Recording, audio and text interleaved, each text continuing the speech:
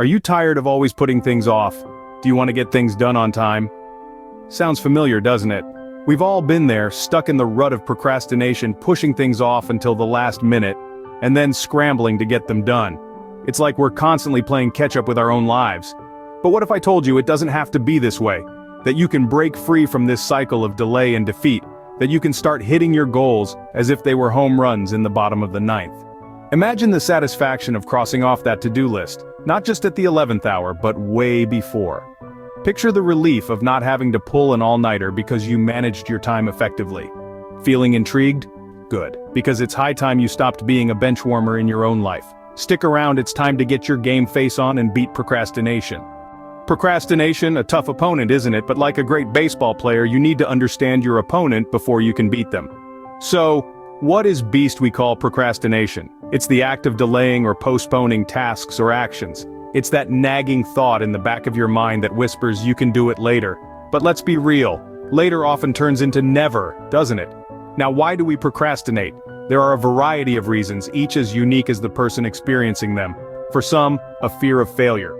For others, it's a lack of motivation. And for a few, it's the thrill of doing things at the last minute. Whatever reason may be, it's important to recognize it, because understanding is the first step towards conquering. Here's a hard truth though. Procrastination can have negative effects on our productivity and overall life. It's like a sneaky base runner, slowly eating away at your lead until it's too late. It can lead to missed deadlines, rushed work, and an overall decline in the quality of your output. Worse still, it can cause stress, anxiety, and a feeling of being overwhelmed.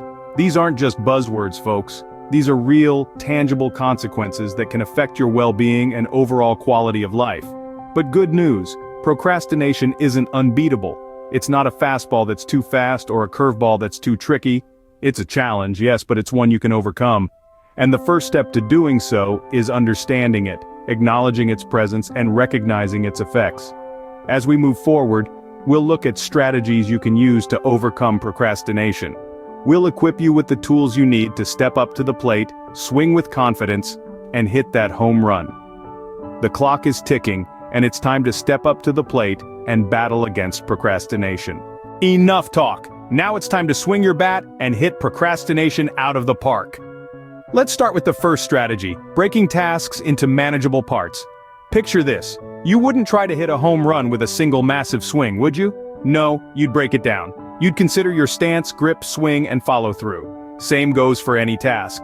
Instead of being overwhelmed by a big project, break it down into smaller, manageable parts. Each part is a base you need to touch to get to that home run. Remember, even a 1,000-mile journey begins with a single step. Next, setting clear goals. When you step onto that baseball diamond, you have one goal in mind: to win the game. Similarly, with any task, you need to have a clear goal. What is your end game? What are you trying to achieve?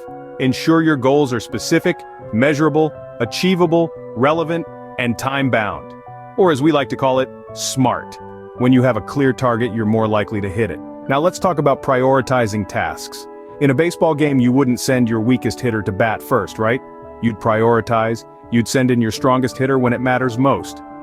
Similarly, learn to prioritize your tasks. Not all tasks are created equal. Some are more important or urgent than others. Use the Eisenhower box, a simple decision-making tool that helps you decide on and prioritize tasks by urgency and importance, sorting out less urgent and important tasks, which you should either delegate or not do at all. Let's forget the importance of eliminating distractions. Picture yourself at the plate. The crowd is roaring, but you're focused. You're not thinking about that hot dog stand or the cheering fans. You're thinking about that incoming pitch. Similarly, when you're working on a task, eliminate distractions. Turn off your phone, close unnecessary tabs on your computer, create a quiet, focused workspace. Remember, the more focused you are, the more likely you are to hit that home run. And finally, don't forget to reward yourself. After a good game, you'd celebrate, right? Same goes for completing tasks. When you finish a task, reward yourself. It could be something as simple as a 5-minute break or a treat. This creates positive reinforcement, making you more likely to want to complete tasks in the future. Remember, every swing counts. It's not about hitting a home run every time. It's about making contact with the ball, getting to first base, then second, and so on. It's about progress. And with these strategies, you've got the tools you need to make that progress, to get around those bases, and to knock procrastination out of the park. Remember, every swing counts. It's time to apply these strategies and knock procrastination out of the park. You've got the strategies, but without discipline and consistency, they're as useless as a bat without a handle. Let's dive into the fourth inning of our game, building discipline and consistency. These are the two pillars that hold your strategies high and keep your procrastination at bay. Like the pillars of a stadium, they are strong, unwavering, and unyielding. They don't falter when the winds of distraction blow, they stand tall and firm. First up, discipline. Think of discipline as your very own personal coach, pushing you to train, to work, to strive for your goals. It's about developing a routine, a habit, a pattern of behavior that keeps you on track. It's about setting the alarm clock for 5 a.m. because you know that's the best time to get things done. It's about turning off the TV when your favorite show comes on because you have a task to complete. Now, how do you build discipline? Start small. Choose one task, one goal, one project. Focus on it. Work on it every day, no matter how small the effort. Over time, this will instill a habit within you. And remember, discipline is not about perfection. It's about progress. It's about pushing yourself to do better each day. Next, consistency. Consistency is the secret sauce that makes the magic happen. It's the difference between a one-hit wonder and a Hall of Famer. It's about showing up day after day, even when the motivation wanes, even when the task seems daunting. It's about taking that one step forward every single day.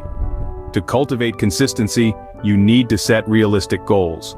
Don't aim to write an entire book in one day. Start with a page, then another, and another. Before you know it, you'll have a whole chapter, then a book. And you'll look back with pride at the mountain you've climbed, one step at a time. Remember, beating procrastination is not a single sprint. It's a marathon. It's a long game. And in this game, discipline and consistency are your most valuable players. Like a great baseball player, you need to practice every day. Discipline and consistency are your best allies in this game. You've got the tools, you've got the strategies, now it's time to put them into action.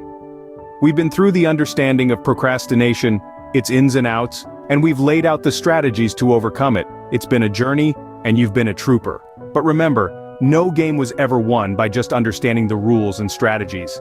It's the action, the execution that makes the difference. Overcoming procrastination isn't a one-time thing, it's a continuous battle. And the secret weapon in this battle? It's action. Immediate, relentless action. You've got the strategy, sure, but without action, they're just theories collecting dust. So here's the deal. Don't wait for the perfect moment to start. There's no such thing. The perfect moment is now. The perfect place is here. Start where you are, use what you have, do what you can. That's the mantra. And remember, overcoming procrastination isn't a sprint, it's a marathon. There will be setbacks, there will be obstacles, but that's just part of the game. When you fall, you get back up. When you stumble, you regain your balance and keep moving forward.